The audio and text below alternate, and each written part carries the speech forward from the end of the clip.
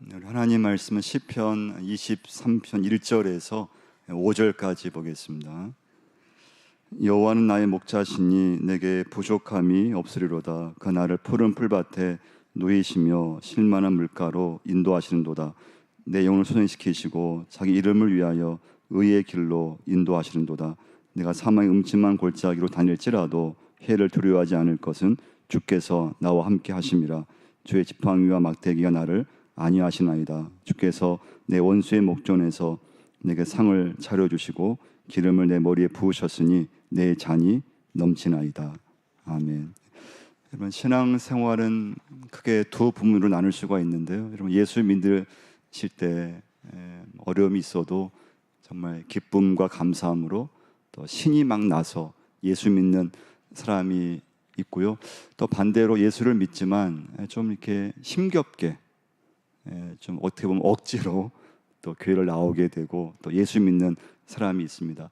오늘 말씀의 제목처럼 어떤 신앙은 흘러 넘치는, 그러니까 그분을 만나면은 믿음의 에너지가 항상 흘러 넘치고, 그리고 인생이 참 힘들고 어려울 텐데도 그냥 거기에 어떤 위축되는 것이 아니고, 그 환경에 마음을 빼앗기는 것이 아니고 그 환경을 늘 이렇게 이겨나가는 그런 믿음이 있는가 하면, 또 어떤 믿음은 오늘 말씀의 제목처럼 지어짜는, 그러니까 예수를 믿는데 아주 좀 이렇게 힘겹게 예수를 믿고 교회를 나와도 좀 아주 어렵게 교회를 나오고, 그래서 힘겹게 예수를 믿는 사람들이 있습니다. 오늘 첫 번째 메시지는 하나님은 어떤 분이신가 하면요, 풍성하신 하나님이신 줄 믿습니다. 하나님이 인색한 분은 아니세요.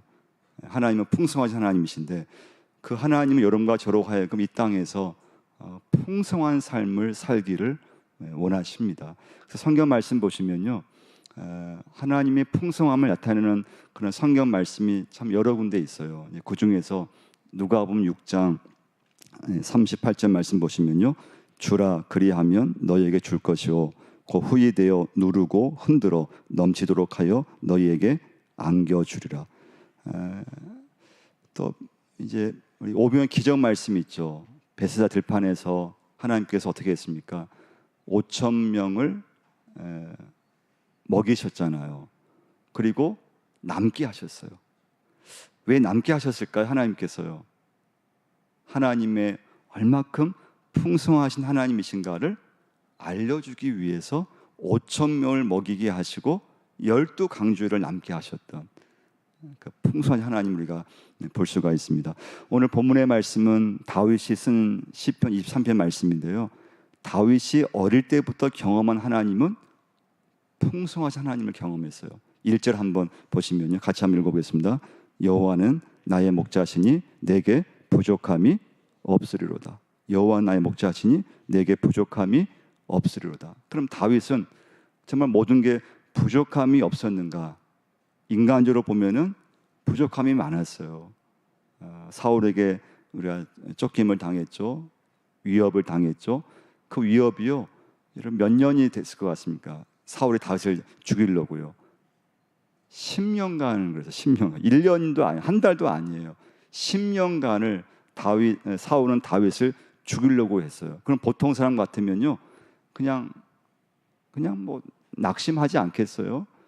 하나님 원망하지 않겠어요? 하나님 어디 계십니까? 뭐 탓하지 않겠어요? 그냥 믿음이 그냥 없어지지 않겠어요? 흔들리지 않겠어요? 근데 다윗은 한 번도 하나님 힘듭니다 말한 적이 없어요. 하나님 억울합니다, 하나님 서운합니다, 한 번도 말한 적이 없어요. 그 이유는 무엇일까요? 다윗은 풍성하신 하나님을 경험했기 때문에 그래요. 요한복음 10장 10절 말씀 보시면 내가 온 것은 생명을 얻게 하고 더 풍성히 얻게 하려는 것이라. 예수님이 오신 것은 뭐라고 했습니까? 생명을 얻게 하고 더 풍성히 얻게 하는 것이라. 할렐루야. 그러니까 여러분, 우리가 살아있는 것만으로 이게 끝이 아니에요. 여기 생명은요, 내가 지금 살아있어, 내가 지금 예수 믿고 있어, 그리고 끝이 아니에요. 하나님 안에 있는 생명을 말해요. 하나님 안에 있는 생명, 부활의 생명, 믿음의 생명을 가지고 사는 사람을 말씀하는 것이에요. 그래서 여러분과 제가 오늘 살아가시면서 참 세상이 힘들잖아요. 근데 내 믿음만큼은 풍성할 수 있어야 돼요. 근데 여기서 여러분 주의할 게 뭔가 하면요, 우리가 하나님을 믿으면서 풍성하신 하나님은 물질만을 의미하는 건 아니에요. 하나님 축복을 여러분 물질로만 접근하면은 큰일 나요. 예수 믿는 거, 하나님의 은혜, 여러분 그것이 그냥 이 땅에서 잘 되고 그냥 돈 많이 벌고 그냥 물질의 축복을 받고, 그것이 하나님의 풍성함을 의미하는 건 아니에요. 오히려 영적인 것을 말씀해요. 하나님과 나와의 관계가 영적이고 마음에 여유가 있고 하나님 안에서 말씀의 은혜가 넘치고, 그 풍성함을 여러분과 제가 가졌을 때 하나님의 풍성함을 누릴 수 있다는 거예요. 그러니까 다윗을 보면요, 물질이 많아서 부족함이 없습니다 고백한 게 아니에요. 어려움이 얼마나 많았습니까? 인생에서 힘든 게 얼마나 많았습니까? 그러나 하나님의 풍성함을 누렸다고 하는 거예요. 그럼 두 번째 메시지예요. 그럼 하나님의 풍성함을 어떻게 하면 누릴 수 있을까요? 이때 중요한 건 하나님께 맡겼을 때예요. 하나님께 맡겼을 때 맡긴 만큼 풍성함을 누릴 수가 있어요. 하나님께 내가 내 인생을 전부 맡기면 전부 맡긴 만큼 하나님의 풍성함을 누릴 수가 있어요. 하나님께 내가 조금 맡겼으면 그 조금의 풍성함만 누릴 수가 있어요. 자, 그럼 여러분, 누가 하나님께 내 인생을 다 맡길 수 있냐 이거예요. 우리 예수 믿지만 여러분과 제가 얼마큼 하나님께 내 인생을 맡길 수 있습니까? 얼마큼 맡깁니까? 이때 중요한 건 하나님께 누가 맡길 수 있느냐. 하나님의 은혜를 체험한 사람만이 자기 인생을 하나님께 맡기더라고 하는 거예요. 할렐루야. 그러니까 여러분, 우리가 예수 믿지만 하나님의 은혜가 있을 때 교회 나오는 게 기쁘고요, 기도하는 게 쉬워지고요, 예배하는 게 어렵지가 않아요. 근데 하나님의 은혜가 탁 메마르면요, 교회 나오는 게 진짜 힘들어요. 기도하는 것은 뭐 말할 것도 없고요, 교회 봉사 정말 힘들어요. 하나님의 은혜를 내가 체험했느냐. 그럼 저도요, 하나님의 은혜가 메마를 때는요, 하나님께 온전히 맡기지 못하더라고요. 걱정이 앞서고, 그리고 근심이 앞서고, 그리고 자꾸 염려가 생겨요. 근데 은혜를 다시 이제 받으면 회복이 되죠. 여러분, 인간관계에서요, 이게 다른 사람과 갈등이 생기고 잘 부딪힐 때가 있잖아요. 여러분, 언제 그럽니까, 여러분? 여러분, 언제 가족들, 내 배우자와 쉽게 그냥 갈등이 생겨, 예전 같으면 내가 잘 참고 인내하고 넘어갔다면 어느 순간부터는 막 짜증이 쉽게 나고 기분이 금방 나빠지고, 언제 그럽니까? 마음에 여유가 없을 때예요. 내 마음에 사람이 여유가 없으면요, 다른 사람과 잘 이렇게 부딪혀요. 갈등이 생겨요. 마음에 여유가 없으면요, 어느 순간에 사람이 싫어지기 시작해요. 사람이 눈은 좋아져야 되는데, 누구든 내가 좋게 보고 다 수용해야 되는데 어느 순간부터 사람이 싫어져요. 그리고 그냥 매사가 좀 이렇게 신경질이 금방 나고, 그 이유는 무엇인가 하면 내 마음에 은혜가 없을 때 그렇습니다. 마음에 여유가 없으면 그래요. 갈등이 생기고 마음이 굳어지고, 그리고 마음이 굳어지니까 어느 순간부터 교회를 떠나기 시작해요. 그러니까 교회 봉사가 막 신이 나서 어려움이 있고 좀 문제가 있어도 그 믿음을 유지하면서 나가야 되잖아요. 근데 이게 참 힘든 거예요. 5절 말씀 한번 보시면요, 다윗이 뭐라고 합니까? 주께서 내 원수의 목전에서 내게 상을 차려주시고 기름을 내 머리에 부으셨으니 내 잔이 넘치나이다. 주께서 내 원수의 목전에서 뭐라고 했습니까? 내게 상을 차려주시고. 여기 상은요, 잔치상을 말해요. 잔치상이에요. 근데 언제요? 내 원수의 목전에서 하나님은 내게 잔치상을 베풀어 주셨다는 거예요. 그 다음 말씀이 뭡니까? 내 잔이 넘치나이다. 그러니까 다윗은 그렇게 10년간 사울에게 쫓김당하고 도망자의 신분이고 모든 게 다 참 억울한 상황이고 없는 상황이고 그러면 원망할 만하고 불평할 만하잖아요. 여러분과 저 예수 믿으면서 여러분 어떻습니까? 좀 어려우면은 힘들어요. 쉽게 나오잖아요. 하나님 저 힘들어요. 교회 봉사하기 싫어요. 교회 다니기 싫어요. 하는 일이 안 되면 어떻습니까? 저부터라도 마음이 그냥 낙심이 와버리고. 그러니까 예수를 믿기는 믿는데 어떤 환경만 좀만 처해지면은 그냥 믿음이 없어지고 또 그냥 불평이 많아지고. 그래서 여러분 이 시간부터는요, 여러분과 제 입술에서 다윗의 고백이 꼭 나올 수 있어야 돼요. 하나님, 제게 부족함이 없습니다. 그 이유는 무엇인가 하면 주님이 나의 목자가 되실 때 하나님, 저의 인생은요 부족함이 없습니다. 지금 제가 사울에게 쫓겨 당함을 당할지라도 하나님, 저는 부족함이 없는 인생입니다. 한 번도 다윗이 사울에게 어려움 당했다고 해서 사울을 미워한 적이 없어요. 하나님의 풍성함을, 하나님의 은혜를 누리며 살았던 거예요. 다윗의 믿음이에요. 여러분과 저의 믿음이 될 줄 믿습니다. 이건 그냥 되는 게 아니에요. 하나님께 맡겨야 되는데 하나님의 은혜가 있을 때 하나님께 맡길 수 있다고 하는 거예요. 그럼 세 번째 메시지예요. 하나님의 풍성함을 맛보려면 세 번째는 기도하셔야 돼요. 할렐루야, 기도하셔야 돼요. 야고보 1장 5절 말씀 보시면요, 너희 중에 누구든지 지혜가 부족하거든 모든 사람에게 후히 주시고 꾸짖지 아니하시는 하나님께 구하라. 그리하면 주시리라. 우리에게 부족한 것을 하나님께 구하라고 했습니다. 여러분, 누가 구할 수 있겠어요? 예수 믿어도 하나님께 나의 부족함을 고백하는 사람, 그 사람이 하나님께 기도할 수 있어요. 우리가 아무리 예수 믿어도요, 나 지금 이 정도면 내가 살만해, 어려움이 없어요. 그러면요, 하나님께 구하지 않아요. 구하지 않아도 살만하잖아요. 어려움이 없어요. 충분히 살 수 있어요. 그런데 여유가 있고 내가 물질에 여유가 있고 사는 게 어려움이 없어도 하나님 앞에서 하나님의 은혜 없이는 저는 살 수 없습니다. 하나님, 저의 인생을 도와주셔야 됩니다. 이 믿음을 가진 사람은 하나님께 구하게 되어 있어요. 하나님께 구하는 사람만이 하나님의 은혜를 맛볼 수가 있어요. 하나님의 은혜를 맛본 사람만이 하나님께 맡길 수 있어요. 하나님께 맡긴 사람만이 어려움이 있고 고난이 있고 문제가 있어도 거기에 마음을, 믿음을 빼앗기지 않는다고 하는 거예요. 이게 다윗의 믿음이었어요.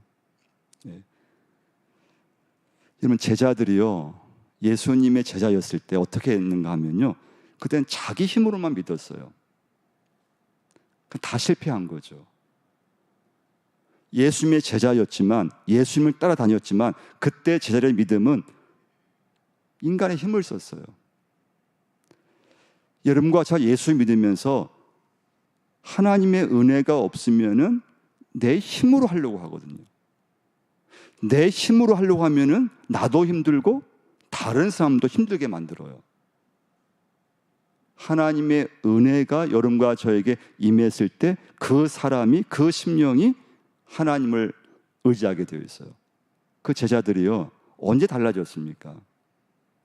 예수님께서 부활 승천하시면서 당부하신 말씀 있죠. 너희들은 예루살렘을 떠나지 말고 하나님 아버지께서 약속하신 것을 받을 때까지 기다리라. 그래서 제자들은요, 마가다라방에 모여서 한 것이 뭔가 하면 기도를 했어요. 기도요. 계속 기도했어요. 그 기도 중에 하나님의 때가 딱 되었을 때 그 제자들한테 성령의 놀라운 은혜를 부어주신 거예요. 그때부터 제자들은 한 번도 예수님을 원망하거나 힘들다고 말한 적이 없어요. 순교할 때까지 제자들은 오직 은혜였고 하나님께 감사였고 믿음의 고백밖에 없었어요. 그러니까 여러분과 제가 오늘 내가 정말 예수를 믿고 있는데 하나님의 은혜 속에서 정말 신이 나서 어려움이 있어도 기쁨과 감사함으로 하는 일이 안 돼도 그것을 이겨나가면서 내 믿음을 계속 유지하느냐, 아니면은 예수를 믿기는 믿지만은 그냥 어려움이 생기면 그냥 믿음을 잃어버리고 어쩔 수 없이 교회 나오고 그냥 어쩔 수 없이 내가 힘겹게 힘들게 예수를 믿고 있느냐, 그 차이예요. 하나님의 은혜를 여러분과 제가 받으셔야 돼요. 그래서 어떤 면에서는요, 교회 봉사를 많이 하는 것보다 더 진짜 중요한 건요, 내가 예수 믿으면서 하나님의 은혜를 받는 시간을 늘려가셔야 돼요. 하나님의 은혜를 받는 시간을 확보할 수 있어야 돼요. 말씀의 은혜이든 하나님의 은혜, 십자가의 은혜이든 내가 은혜를 받으셔야 돼요. 그 은혜를 받고 나서 봉사를 하든지 교회에 내가 헌신하든지 직분을 감당하든지 은혜를 받고 나서야 할 수가 있다는 거예요. 그 은혜가 메마르고 나서는 다 한계가 있어요. 그리고 은혜가 없으면 자꾸 인간의 힘, 내 힘만 가지고 내 방법을 가지고 자꾸 하려고 하는 거예요. 그건 저도 예외가 아니에요. 그래서 저 자신도 어떻게 하든지 하나님 앞에 은혜를 받으려고 하는 거예요. 그렇지 않으면 저부터요, 하나님 저 목회 힘들어요. 아니, 목회하기 하나님 너무너무 좀 힘들고요. 교인들 너무너무 힘들고요. 은혜가 없으면 그런 말이 나와요. 그래서 여러분과 제가요, 예수 믿으면서 하나님의 은혜를 사모하셔야 되고 그 은혜를 받아야 하나님의 풍성함을 맛볼 수가 있어요. 할렐루야. 은혜를 받는 게 너무나 중요한 거예요. 그럼 마지막 메시지예요. 그럼 하나님께서 왜 여러분과 저에게 하나님의 풍성함을 맛보게 하실까요? 왜 하나님 여러분과 저에게 가정에 축복을 주실까? 왜 은혜를 베풀어 주실까요? 이때 중요한 건 하나님의 풍성함을 맛보게 하신 이유는 무엇인가 하면요, 다른 사람을 섬기라고 축복을 주신 거예요. 흘러 넘치게 하라고. 하나님이 여러 어떤 가정에는 물질의 축복을 많이 주시는 가정이 있어요. 물질의 축복이 막 물질이 이렇게 쌓여요, 모여요. 나만 잘 먹고 잘 살면 되지. 우리 자식들만 내가 잘 공부시키고 끝. 이게 아니라는 거예요. 하나님의 자녀들에게 있어 중요한 것은 하나님이 내게 그런 축복을 주셨다면 흘러 보내야 된다는 거예요. 믿으시면 아멘. 하나님이 기뻐하시는 곳에 흘러 보내야 돼요. 하나님이 정말 원하시는 곳에 내게 있는 물질을 그냥 흘러 보내야 돼요. 내 가정에 이렇게 고여 있으면 안 돼요. 흘러 보내야 돼요. 말씀의 은혜를 내가 많이 받았다. 말씀의 은혜를 흘러 보낼 수 있어야 돼요. 다른 이웃에게 내게 주신 말씀의 은혜를 흘러 보내야 되네요. 근데 이게 누가 가능하냐 이거예요.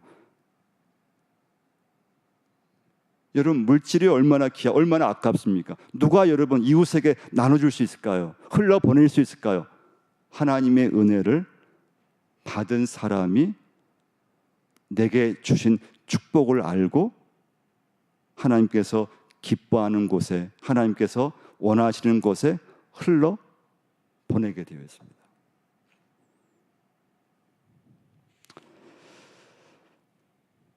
여러분과 제가 살아가면서 일평생 나 자신과 가족만을 위해 살아간다면 그건 결코 하나님이 원하시는 삶이 아닙니다. 흘러 보내야 돼요. 내 가정에서 멈춰주면 안 돼요.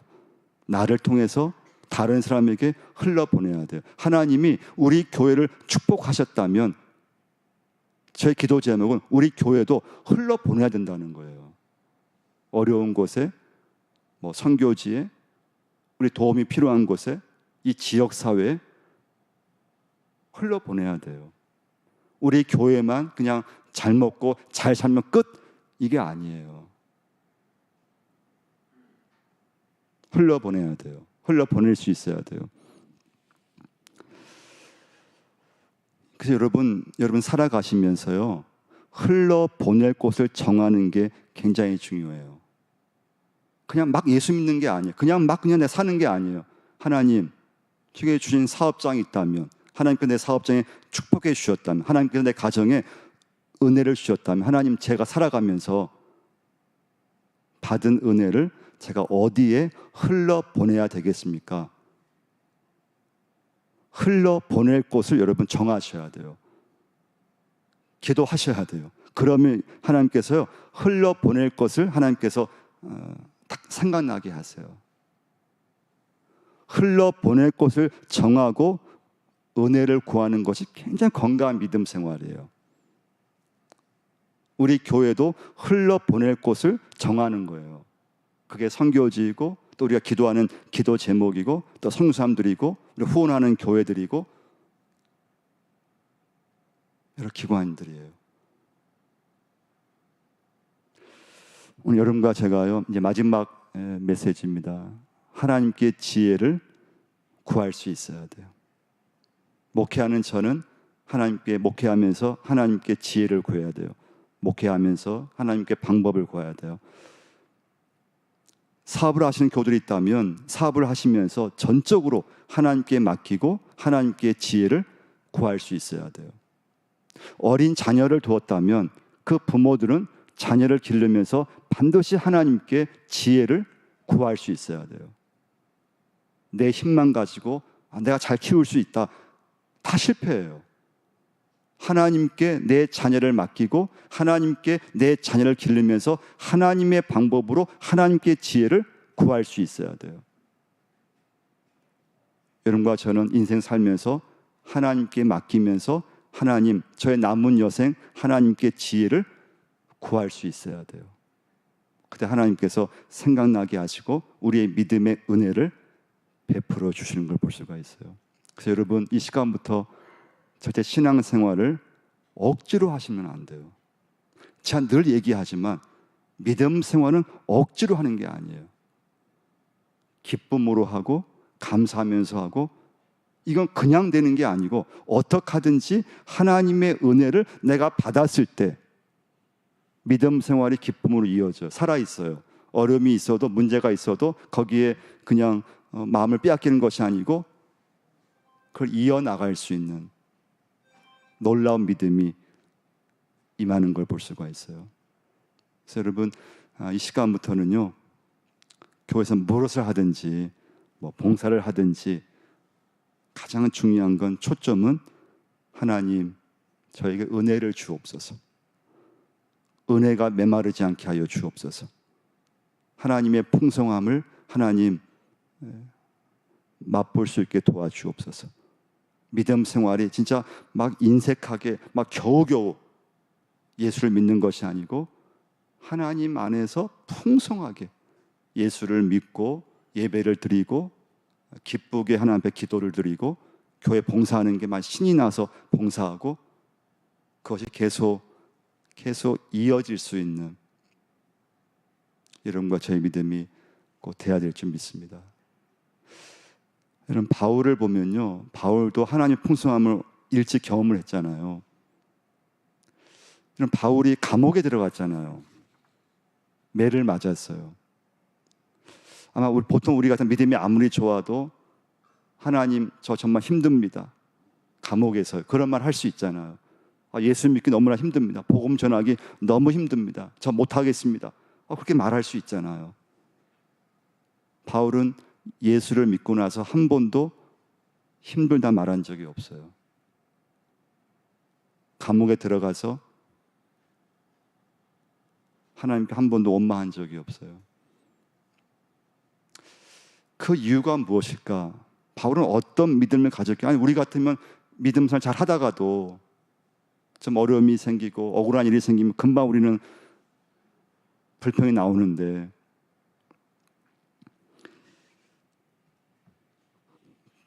바울이 빌립보서 19절 말 이렇게 고백을 해요. 나의 하나님이 그리스도 예수 안에서 영광 가운데 그 풍성한 대로 너희 모든 쓸 것을 채우시리라. 예수 그리스도 가운데 그 풍성한 대로. 이 말씀은 바울이 어디에서 고백했는가 하면요, 감옥에서 이 말씀을 고백한 거예요.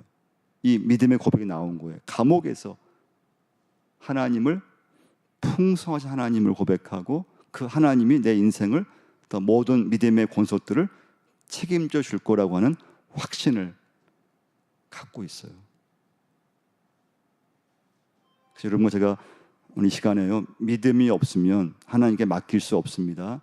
은혜가 없으면 이 하나님의 풍성함, 내가 예수를 믿을지라도 이게 안 돼요. 연결이 안 돼요.